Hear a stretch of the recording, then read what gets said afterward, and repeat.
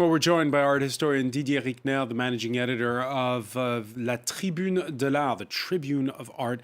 Thank you for being with us here. Thank you. On France 24. Yeah, the question put there by that art collector, who these artifacts, who do they belong to?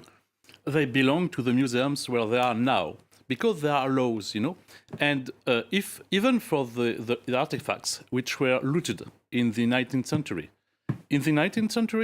the war, there was laws, and the looting of war was legal. Maybe it's not moral, but it's legal. And if you want to come back on this, why don't you come back 19th century, 17th century, 16th century? You cannot stop. You don't know where to stop. At the time, they weren't independent countries. Yes. So, of course, the colonial power can decide to take stuff. I mean, it is looting, isn't it? No. It is looting, yes. Part of it was looting. But if you have read the report, I did read the report in English because I didn't get the French version.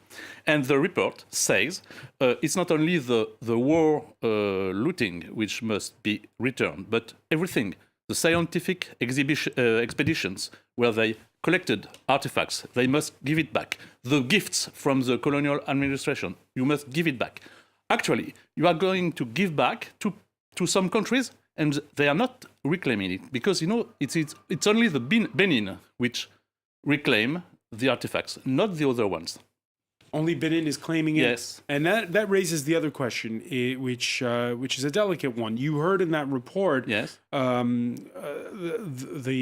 Beninois scholar there, yes, Ms. Zanzou, yes, I know saying, how do we get African kids to see their own artifacts? Yes, you can do this. I think I milite for cooperation between French museums and Africa to organize exhibitions of art, African art. You can organize exhibitions permanently. And how does that go?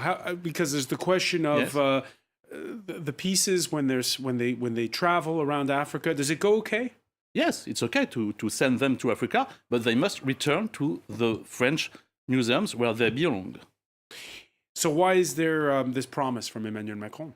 I don't know. You must ask him. But I think he was like a witch who doesn't know what he does, But because he says we are going to give it back, as if these artifacts it doesn't belong to anyone but the French museums. And it's very interesting because we saw an example in Senegal, I think it was a museum in Senegal. In Senegal, you have a museum, IFAN Museum, which has in its collections many works of art from many other countries from Africa, and it was a collection built during the colonial era. Are they going to give it back to the other countries, this museum in Senegal? I don't think so.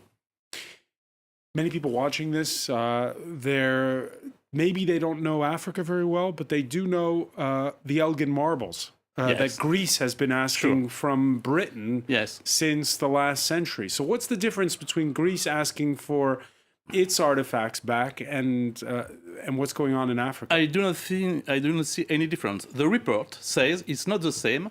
The report says it's only about sub-Saharan Africa, because they say 90% of art is outside. This number, I don't know where it comes from, and even in the report, they say they don't know where it comes from. But even if it's true, we must help African countries to exhibit works of art. We must lend them to Africa. So there is no difference between Elgin marbles and this. There is no difference with anything. So all the artifacts which were taken in Greece must be returned, in Egypt must be returned, in Algeria must be returned. It's the beginning of something you don't know where it's going to go. But if they were stolen? No, they were not stolen. It was looting, yes, but there were laws. I don't get this distinction between looting and stealing. No, it was stolen if you want, but in the 19th century, in the 18th century, in the 17th century, during all the wars, art was stolen. So we must give back everything or nothing. And more of this, these works of art, when they were taken, if they were not taken, they would have disappeared, because many of artifacts, African artifacts, are made of wood, and it was not made to be kept, so it would have disappeared. they became works of art in museums because Europeans said it's art. You know, it's not from Africa. It was not art. It was meant to disappear. Right. These artifacts who, would have disappeared in the past, Yes. but don't anymore. That brings us to another question, Yes. which is you talked about exhibiting more of these works in Africa. Yes. What do you do to help African countries to have proper museums that are with the proper funding so that they can keep things climate controlled and to preserve the works when they go over there? What needs to be done? They need advice from people who know what is a museum, who know to build them. So we know this and we can help them to do this. And even in the report, they say that there are 500 museums in Africa. Maybe.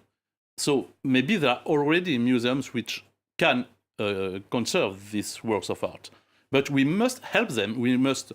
There are much money from France to Africa, and it's good for helping Africa. Maybe part of this money. I was going to say, Didier, because you were on a panel here where you were very critical when there was the opening of the Louvre in Abu Dhabi, Yes. saying France's cultural diplomacy was misguided.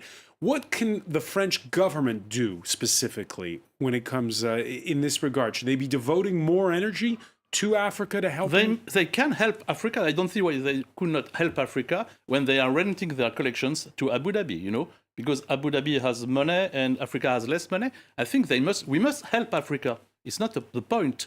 The point is we must not return art which actually doesn't belong to them. All right, Didier Reckner. I'm sorry for this, but it's just the law, actually. All right, Didier Reckner of La Tribune de l'Art. Many thanks for speaking with us on Thank France you. 24.